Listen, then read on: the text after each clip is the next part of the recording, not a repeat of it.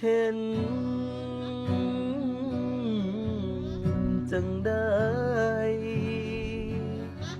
ย้อนหัวใจน้องมีหลายคนหมายปองสู่อยู่เด้อฝากบอกกับน้องอยากเป็นเจ้าของถึงตายตัวอ้ายกะลอ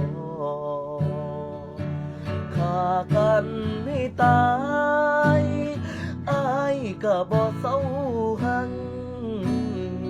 เป็นแค่คนดูจักบ่ได้เป็นคนดูใจนี่คือความจริงที่น้องต้องการฝากไว้